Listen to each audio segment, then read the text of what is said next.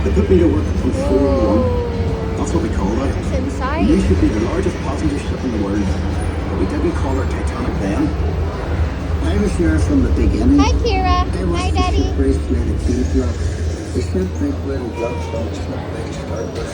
Then the keel is top of it, like a backbone. Then the frames attached to that, like a skeleton. Workshops everywhere. It took weeks to find your way around. The workshops of every trades we ever heard of.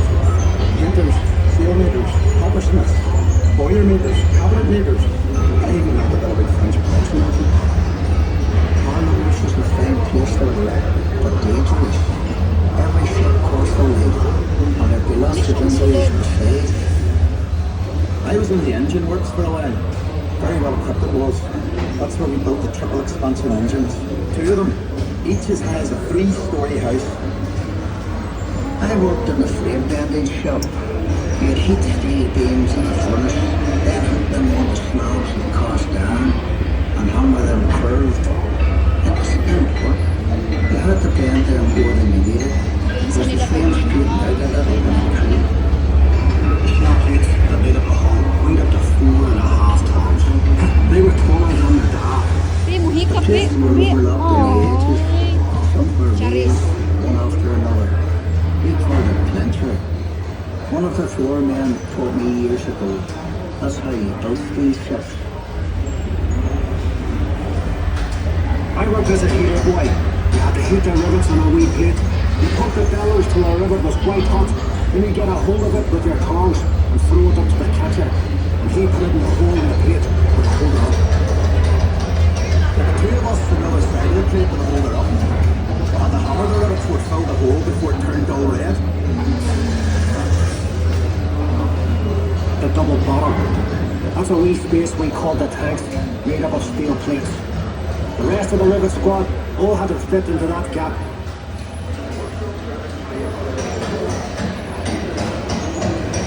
One of the foremen would check each rivet with a special hammer. If it made a ringing sound, we'd have to go back and chase it out after work. I'd get scared working down in that double bottom. You only had candles for light. And the constant hammering against the shell plates. You could hear it all over Belfast. Some of those boys ended up stone deaf, so did I. We were paid 31 bob a week. The heater boy and catcher got 16 bob. But we all worked the same 54 hours. The upper deck was steel too, and part of the strength of the ship. There's no straight lines in the ship, and when you look down the water deck, you can see the sheer of the hull, the stock reflection at sea. The stern frame had to be strong enough to keep the rudder turning in heavy seas. Is it nice? You'd have all these timbers and nice? guy Do you wires like to it? steady the frame, and men Kira, scurrying around do you like it? underneath.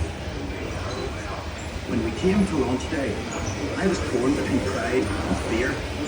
Standing ways were coated in tallow, train oil, and soft soap. So the ship would slide when they shifted her weight off the block. That's it? That was the most dangerous part. And the shipwrights were knocking away the last props. They were under compression, you see, and the sliding ways would be released by the hydraulic trigger.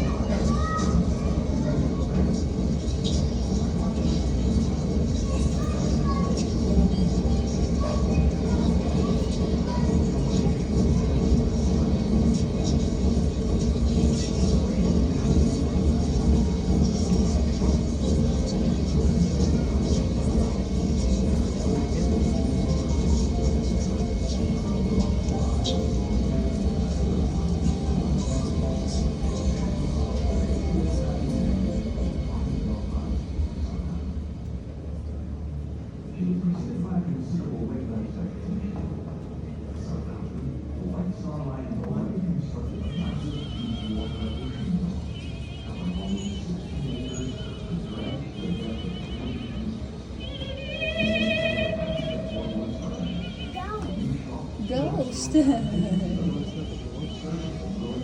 Is that a ghost? Don't be scared.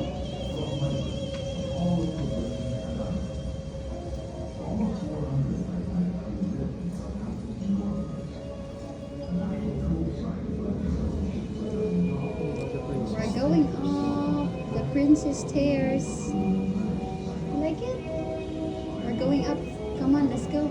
Let's go up. Look, let's go up. Going up. Let's go up.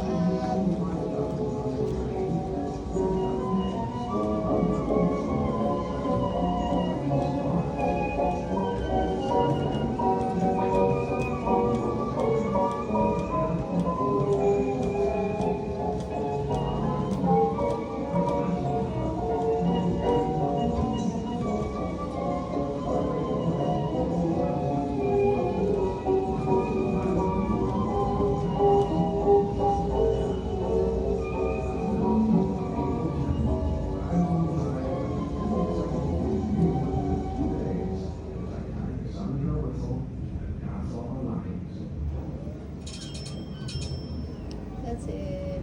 Muna na.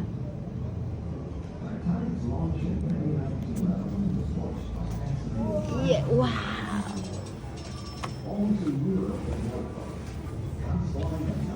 That's the end. Let's go. Let's go, Kira. Before she could be handed over, Titanic had to undergo sea trials. On the 2nd of April 1912, she carried out a series of maneuvers in open water under the watchful eye of Board of Trade Inspector Francis Drummond. Then, at 8 p.m. that evening, he departed Belfast for Southampton. She was preceded by a considerable wave of expectation. At Southampton, the White Star Line had already constructed a massive deep-water ocean dock, covering almost 16 acres and dredged to a depth of 40 feet. England's premier passenger port was flourishing, with new shops, restaurants, and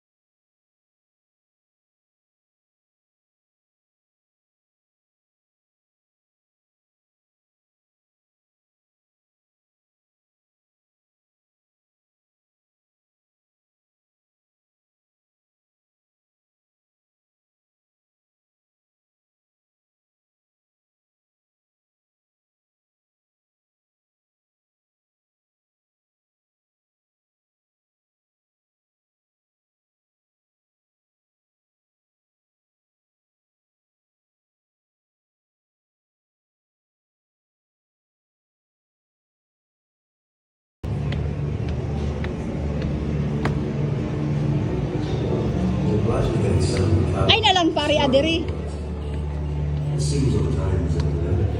Here. Titanic. It is a monstrous great boat as high as the Clarence Hotel, and I cannot tell you how long. We are going to embark tomorrow morning. It is a monstrous great boat. The boat is giant in size and really not like a balloon. I have never seen a ship before. It looks very big. Everyone is excited. I have got most comfortable room, and the ship is quite the most luxurious I have been in.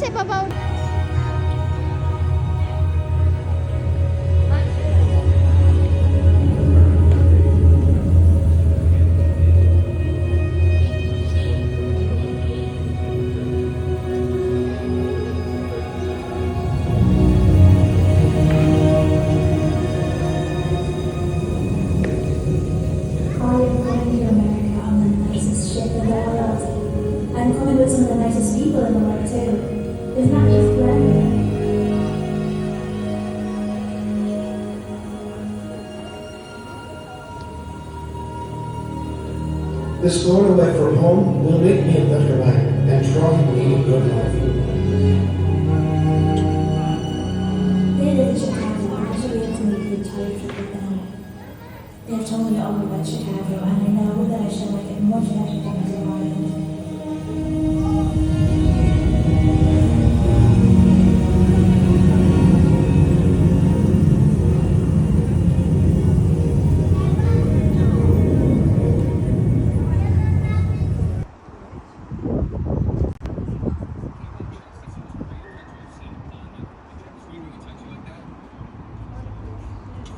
Thank you.